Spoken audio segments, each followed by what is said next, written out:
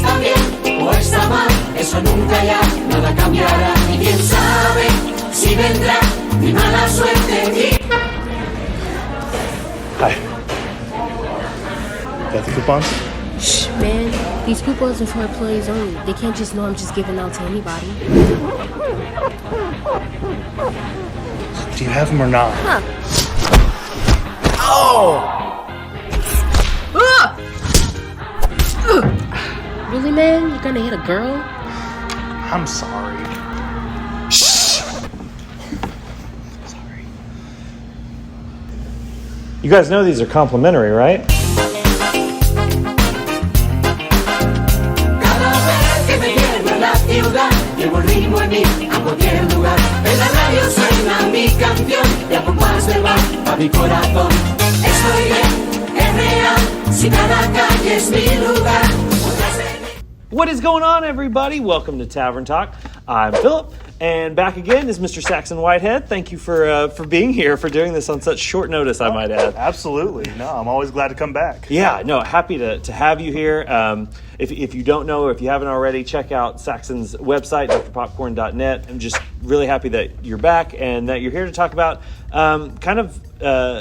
maybe the last big hurrah of the summer movie season this year. This week we're talking Bullet Train. It is the latest just big budget action movie, but an original story. It's based on a book, it said. I didn't realize based on a book. I didn't realize that until the end credits. I was yeah. like, oh, wow. Oh, okay. Yeah, I didn't either. And but yeah, it's directed by David Leitch, stars Brad Pitt, and a whole bunch of other people. We'll get into that later, obviously. But of course, the hook here is we just walked out of the theater, just saw Bullet Train. What's your first impressions here? My first impressions are this kind of continues a trend I'm starting to see with David Leitch, in that he tends to really draw his movies out. And granted, I've not seen every single thing he's directed. I've not seen Atomic Blonde. Let's cut the crap, shall we? Okay. But Hobbs and Shaw is a great example because that's a movie I feel goes on for far too long. No way. Yeah. Everything's just so drawn out. And even Deadpool 2. Maximum effort. In certain places. I mean, I think that one's a little better, but, but this one definitely does kind of fit into that. But once things get going, once things get set up, and we kind of start moving a little bit faster, I was definitely more into it. Yeah, that's really interesting because I hadn't... Leitch, he's, kind of known for his action sequences and stuff. We were talking about how him and Chad Stahelski, I guess they're kind of partners on the John Wick movies and everything. But obviously those movies are known for their action sequences and their fight sequences. And he kind of broke off and, like you said, did Atomic Blonde, did Deadpool 2, did Hobbs and Shaw. And obviously all of those are very much based in and around their action. And, I remember enjoying Deadpool 2. Yeah. I don't remember a thing about it now. It lives up to the hype. Plus. But at the time, I was like, yeah, this is fun. I'm enjoying this. And I generally tend to like the tone of his movies. Yeah. Atomic Blonde, I'm sure a lot of people would say that is his most, I don't know if respectable is the right word, but his best movie in a lot of regards. Yeah. But yeah, this is when I really appreciate what he's going for here. Oh yeah. And it might just be, I haven't asked you this. Have you watched The Gray Man on Netflix? I have not seen The Gray Man yet because I've seen some rather negative takes on it. It's kind of scared me away from it. Well, it's interesting because I'm coming to this kind of fresh off seeing that. I watched it a week after they added it and everything, so I was kind of late to it. But that one is such a middle-of-the-road action movie that it kind of made me I don't know what I would have thought about this beforehand, but now, so, I'm interested to hear, kind of more of what you're thinking about it. But, I kind of almost doubly appreciate what he did with this movie because of how kind of just average and fine that The Gray Man was. Right. No, I definitely can see that just based on what I've heard about Gray Man. I've just heard it's just kind of, whatever. Yeah. And this movie, and it is one of the things I appreciate it, is that it has so much style. Yes. And the way that the action is done, the kind of influences from Japanese culture that we see throughout. I mean, the movie takes place in Japan. Right. You know, how Leitch kind of uses that and kind of blends it to make something that does stand out a little bit. Yeah. I mean, you know, I feel like love it or hate it, this movie at least has a very distinct visual charm to it that I really did appreciate. That's exactly it. Yeah, it you may like or not like what it's doing, what it's trying to do, but regardless, yeah, it has a very specific, just I guess, point of view, or even just like a certain objective of how it wants to convey this kind of ridiculous story. But the story, too, like, I mean, you know, we're not going to get too deep into like plot details or anything here, really, because it's not that relevant. But also, it's just it very much reminds me. I asked you right after, like as the credits were rolling, what this kind of reminded you of, because it's kind of one of those movies that has multiple plot threads going on at the same time, and we know they're all going to converge at some point. And you've got a lot of the tropes, like one of the bad guys is like a snake charmer with whose venom will like make your eyes bleed, and like great detail, like cool action movie detail that I appreciated, and like the whole bit with so obviously Brad Pitt is the lead in this. And then you have Brian Tyree Henry and Aaron Taylor Johnson, who are Tangerine and Lemon, and like just stuff like that. Like I appreciate the little touches, the little storytelling when they have like flashbacks and stuff. Love all that. And then you have Joey King is kind of the other lead in her own story, which her character would appreciate me saying that. What I was going to say, I know we talked about this, but what did this like kind of remind you of as far as tonality and what it was going for? Right. I definitely felt like this was taking a little bit of that like early Tarantino DNA, with mainly just like the snappiness of the action, the ridiculous amount of blood in certain scenes. I also got some vibes of like Guy Ritchie, specifically like Snatch.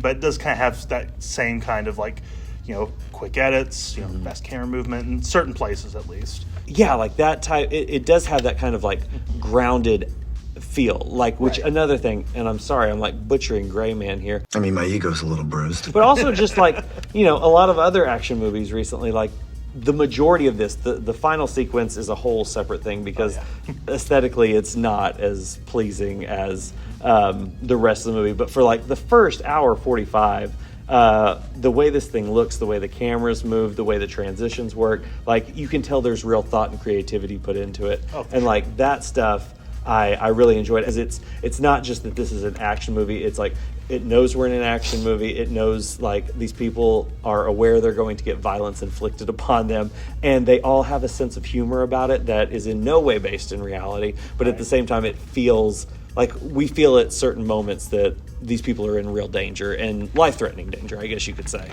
Yeah, no, the danger is definitely real just the entire time. Yeah. And you kind of go into the movie kind of feeling that no one's really safe here. Yeah. Which I really appreciate. It's like, I really don't know how we're going to come out of all this with all these dangerous people aboard the train. So that was part of what made it so exciting, was like, okay, where are we going to go? Yeah. Who's going to make it out of this life? Yeah, the setup and the scenario in general, and then just the concept of having, you know, those people, I mean, like, I think of like Snowpiercer and stuff like that, obviously, which like the conceit is just is really solid. But I think the execution is what matters here the most. And like, yes, it is about 25 minutes too long. It does go, like you were saying about Leitch's other films, it goes on a little too long.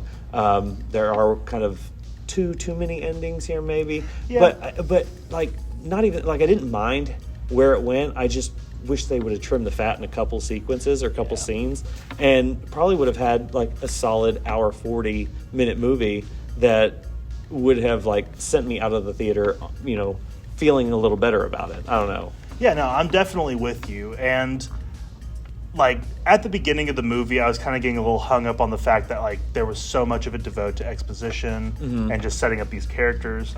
By the end of it, I was a little thankful for it, but at the same time, it's like, I don't know if we need to spend that much time on every single little detail here. Were you ever, because like at certain times I was like, are we jumping around too much? Is there too much going on to the point that, like, it's not for the sake of, like, streamlining the story they're telling or the characters they're trying to flesh out?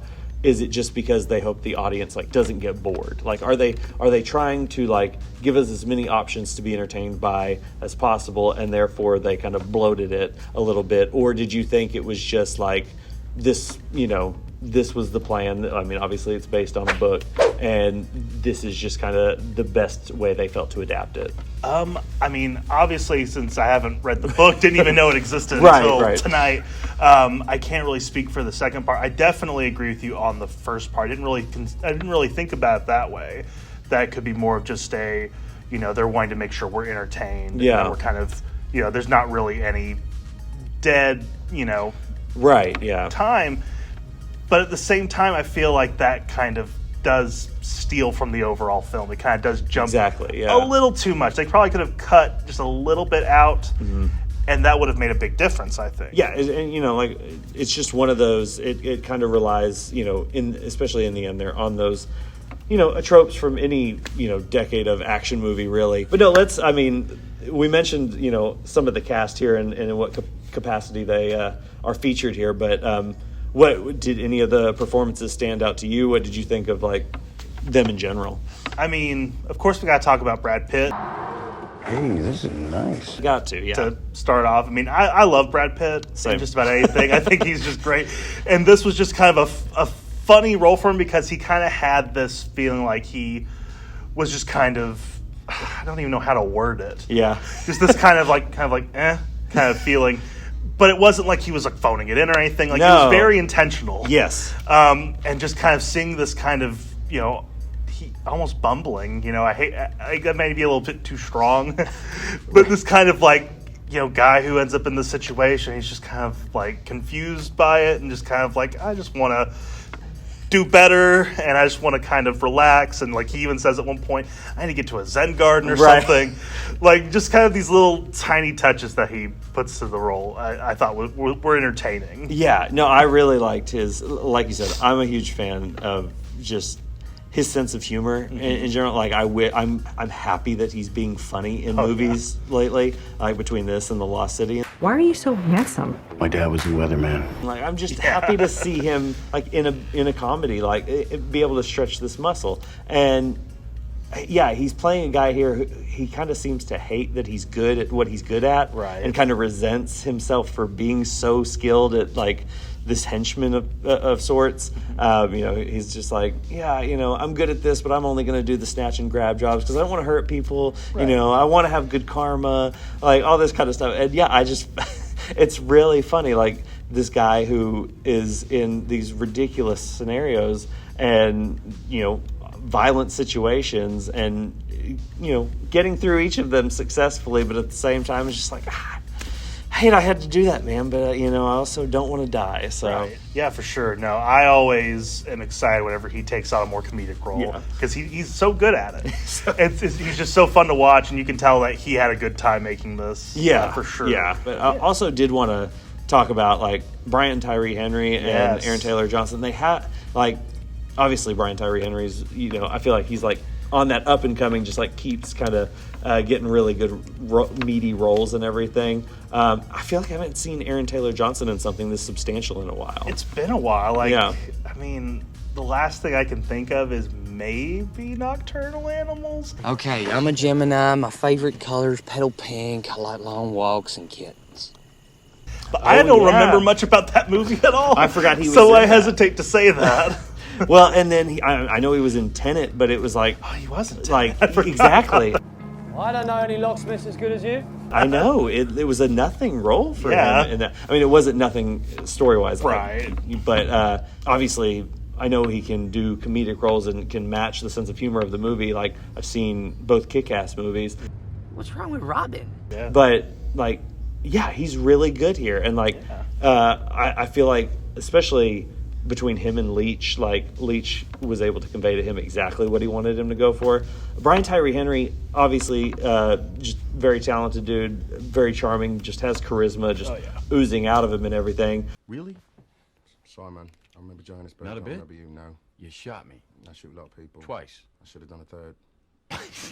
But didn't expect that combination to work as well as it did. No, like they were honestly maybe one of, if not my absolute favorite part of the movie. Yeah. Just their dynamic was just so funny. And like they both, had moments where they could really kick some butt. Yeah, and like I love there's a running bit with him and Thomas the Train, and there's another running bit with kind of like this main character from like a very popular cartoon in Japan that comes back a couple times that I laughed at a lot. But I mean, I think there's a lot to like here, and I think the movie has a lot to offer, and I think I am thankful that like Leitch got to make this big budget action thriller crime movie like that has big action set pieces, and I think people will be pleased with the action set pieces here. The fight sequences especially have a real like visceral element to them. Like I said, the camera work is really cool, and again, I mean, sorry, but like just bring up Gray Man one last time, like seeing this compared to that, like it's just there's a vision here. I mean, my ego's a little bruised, and like I can't like knock it for maybe like being uneven story wise or pacing wise or anything like that, just because there's such effort, like, and not effort in the way that you can like see it and like, oh, you were almost there, but A for effort. It's like, no, this is really cool what you're trying to do, and I really appreciate it. But any last thoughts on Bullet Train for you? I mean, I'm completely with you with what you're saying, because this is a movie that I would classify as something that I just can't be mad at. Yeah, exactly. Just because it's just like, it's very clear that Leitch had a vision for what he wanted to do, and I think it mostly works. Yeah. Especially all the stuff on the actual train. Right. Is pretty great. The action's great. I love the fight scenes. The one, I mean, it was in all the trailers. The quiet car. Yeah. Was just so good. Like just little bits like that, little details. I mean, I wish that would have like that approach, that kind of weirdness would have been more present throughout the entirety of the movie. Just like little quirks like that. But I just like love that they even went there for that one little sequence. So. Right. Yeah. Yeah. No. Like, there's definitely moments where it kind of definitely leans into that more humorous side, and I kind of wish there was a little bit more of that, but I mean, I'm happy with what we got. No, exactly. Well, and that said, like, that's a good place to kind of, I mean, here at the end of the review, what we try to do. Initial reaction rating, if you will. So for Bullet Train, what would your initial reaction out of 5-star rating be? I mean, the more I sit with it, the more I'm feeling a little more positive on it. Yeah. I think at this moment, I'm feeling like a 3.5. That's exactly what I was going to say. Yeah. That's exactly. I mean, like I like his other films. I don't know if I'm going to remember it in a couple years, maybe even a couple months. But I think if somebody were to ask me, is it worth going to see on the big screen? I would say, yeah, it's a really fun time, and I think you'll have a good time with it. And I think the action is worth seeing on the big screen. So for sure. Yeah. Well, I mean, that's it for Bullet Train. Thank you once again, Saxon, for joining me. I really appreciate you. Anytime, honestly, anytime. I appreciate this so much. Indebted to you for a long time, man. So thank you. But thank you guys also for watching. If you haven't already, hit the subscribe button, hit the like button, the notification bell. We upload a new review of the biggest release every week. So hit that notification bell so you know when those go up. Also, thank you to Movie Tavern for letting us see the movie here, shoot the show inside the theater. But yeah, that's it for this week. Thanks for watching. We'll see you next time. Peace. Hey,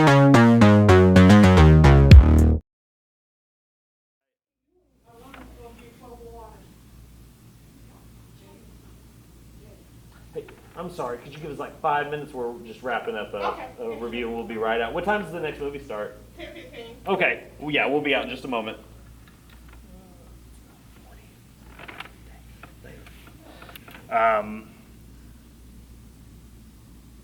I'm sorry, y'all. Give us about 5 minutes. Okay. I'm sorry. The lady said, that's where her back's turning. Do what? She needs to sit down, so we're just checking. Okay. You're good. All right.